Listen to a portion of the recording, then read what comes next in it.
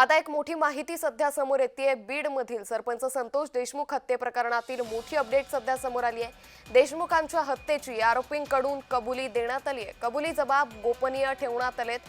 देशमुखांचं अपहरण करून हत्या केल्याची सुदर्शन घुलेंनी कबुली दिली आहे। सुदर्शन घुलेसह जयराम चाटे, महेश केदार यांनी देखील आपले जबाब दिलेले आहेत। सुदर्शन घुले हाच टोळी प्रमुख असल्याचा जबाब त्यानं दिल्याची माहिती आहे। विशेष सरकारी वकील उज्ज्वल निकम यांचाही हा युक्तिवाद होता।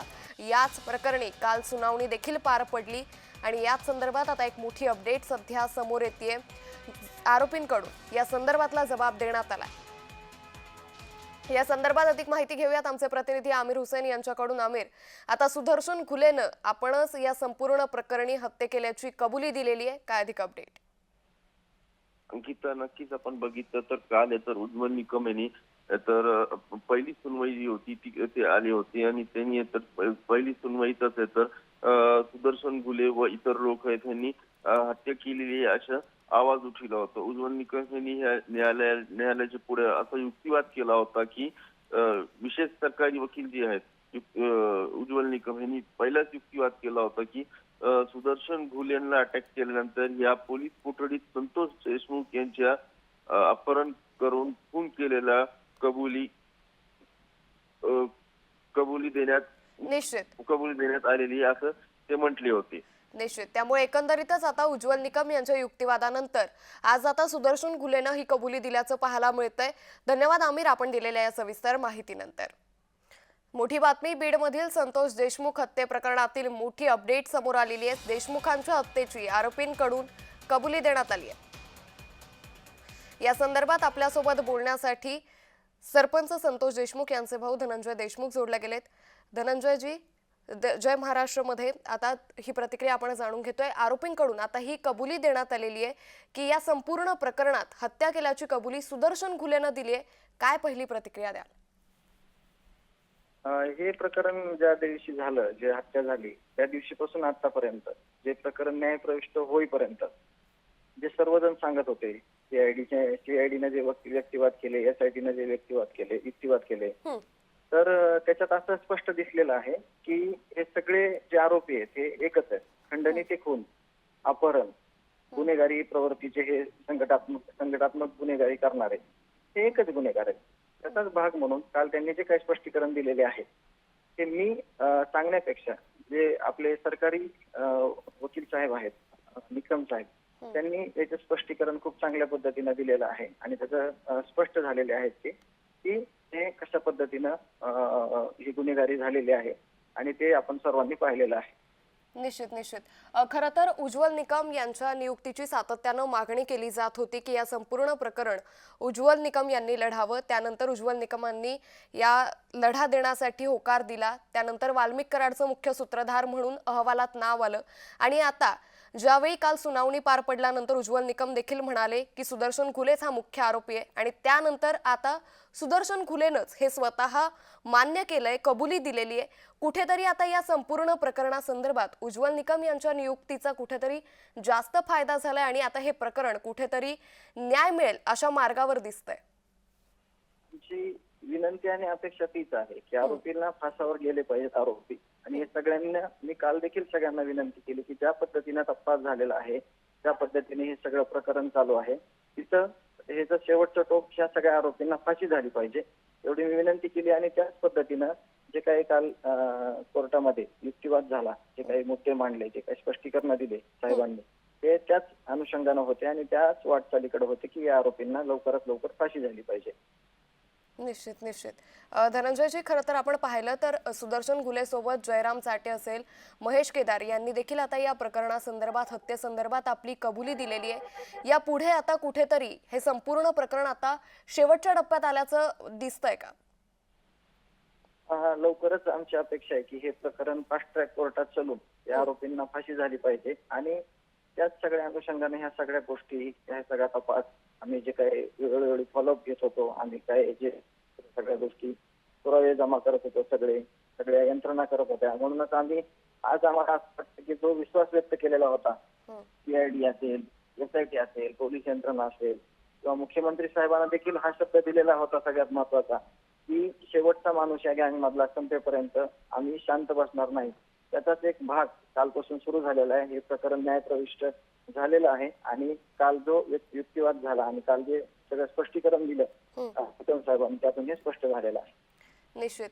खरं तर धनंजयजी, या संपूर्ण प्रकरणात जेव्हा हे सगळं प्रकरण झालं, महाराष्ट्राच्या समोर मोठी असंतोषाची लाट पाहायला मिळाली होती. सातत्यानं या संपूर्ण प्रकरणी न्याय मिळावा अशी मागणी महाराष्ट्रभरातून केली जात होती. आता कुठेतरी आरोपींनीच या संपूर्ण प्रकरणासंदर्भात कबुली दिल्यानंतर आता पुढच्या सुनावणीच्या वेळी या संपूर्ण प्रकरणी काय तुमची अपेक्षा आहे की आता हे प्रकरण पूर्ण संपुष्टात यावं आणि संतोष देशमुख यांना न्याय मिळावा? हीच अपेक्षा कायम राहणार आहे. महाराष्ट्रामध्ये आम्ही निषेध मोर्चे, आंदोलन, उपोषण त्या ठिकाणी गेलो, न्याय मागितला, रस्त्यावर उतरलो आणि एकदम संवेदनशील मार्गाने ही न्यायाची लढाई आम्ही आतापर्यंत लढत आलेलो आहोत. कुठेही चुकीच्या पद्धतीने काही आम्ही पाऊल उचललं गेलं नाही. आम्ही जे शांततेचा मार्ग आहे, संवेदनशील मार्ग आहे, त्या मार्गाने आम्ही हा लढा लढणार आहे पुढे देखील.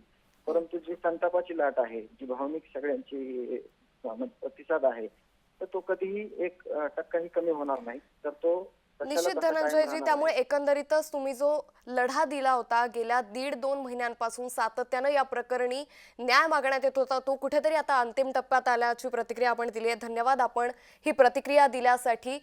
तर संतोष देशमुख हत्ये प्रकरणी आता आरोपींनी कबुली दिल्याचं पाहायला मिळतं. या संदर्भात आपल्यासोबत बोलण्यासाठी सामाजिक कार्यकर्ता अंजली दमानिया जोडल्या गेल्यात.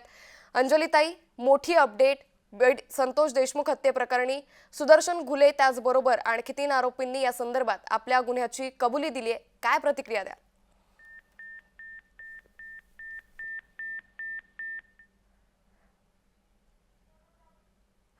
तर काही तांत्रिक अडचणींमुळे अंजलीताई यांच्याशी आपला संपर्क होऊ शकला नाहीये. मात्र मोठी अपडेट्स, बीडमधील सरपंच संतोष देशमुख हत्ये प्रकरणी आता सुदर्शन घुले यांना आपल्या हत्येची कबुली दिल्याचं पाहायला मिळतंय. कालच या संदर्भातली पहिली सुनावणी पार पडली.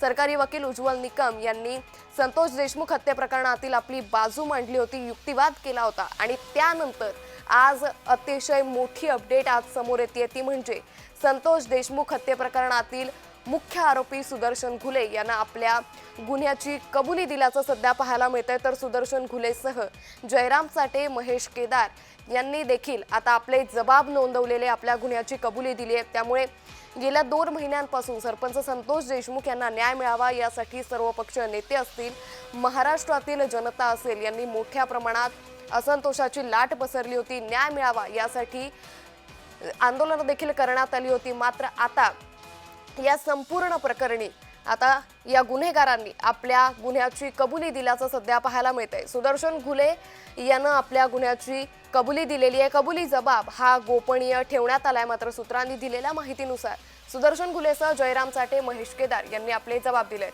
या संदर्भात आपल्यासोबत बोलण्यासाठी सामाजिक कार्यकर्ता अंजली दमानिया जोडल्या गेल्यात. अंजलीताई, सुदर्शन घुलेनं आपल्या गुन्ह्याची कबुली दिली आहे, काय प्रतिक्रिया द्याल?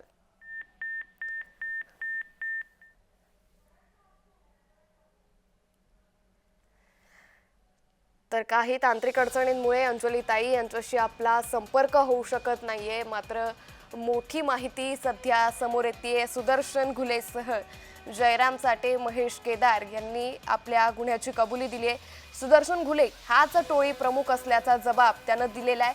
तर याच पार्श्वभूमीवर काल सरपंच संतोष देशमुख हत्ये प्रकरणी पहिली सुनावणी काल पार पडली. यासाठी उज्ज्वल निकम स्वतः बीडमध्ये दाखल झालेले होते आणि त्यानंतर उज्ज्वल निकम यांनी या संदर्भातला युक्तिवाद देखील केला होता की या संपूर्ण प्रकरण कशा पद्धतीनं करण्यात आलं, कशा पद्धतीनं कट रचून संतोष देशमुख यांची हत्या करण्यात आली आणि त्यानंतर आज सुदर्शन घुले हाच टोळी प्रमुख असल्याचा सुदर्शन घुलेनं जबाब दिलेला आहे. त्यामुळे आज कुठेतरी सरपंच संतोष देशमुख यांच्या हत्ये प्रकरणी मोठी अपडेट ही सध्या आल्याचं पाहायला मिळतंय. देशमुखांचं अपहरण करून हत्या केल्याची कबुली आता गुन्हेगारांकडून देण्यात आली आहे. घुलेसह आणखी 2 आरोपींनी या संपूर्ण प्रकरणी आपली कबुली दिल्याचं सध्या पाहायला मिळतंय. सुदर्शन घुले हाच टोळी प्रमुख असल्याचा जबाब त्यानं नोंदवलेला आहे. त्यामुळे सुदर्शन घुलेसह जयराम चाटे आणि महेश केदार यानं आपल्या गुन्ह्याची कबुली दिल्याचं सध्या पाहायला मिळतंय। त्यामुळे यापूर्वी देखील सीआयडीनं जो अहवाल दिला होता त्या अहवालामध्ये या संपूर्ण प्रकरणाचा मुख्य सूत्रधार हा वाल्मिक कराड असल्याचं नोंदवण्यात आलं होतं आणि त्यानंतर या संपूर्ण प्रकरणी उज्ज्वल निकम यांनी हे प्रकरण लढवण्याचा निर्णय घेतला। सातत्यानं उज्ज्वल निकम यांची नियुक्ती व्हावी, त्यांनी हे प्रकरण लढवावं अशी मागणी केली जात होती आणि त्यानंतर वाल्मिक कराडचं मुख्य सूत्रधार म्हणून सीआयडीच्या अहवालात समोर आलं आणि काल बीड प्रकरणी पहिली सुनावणी पार पडली।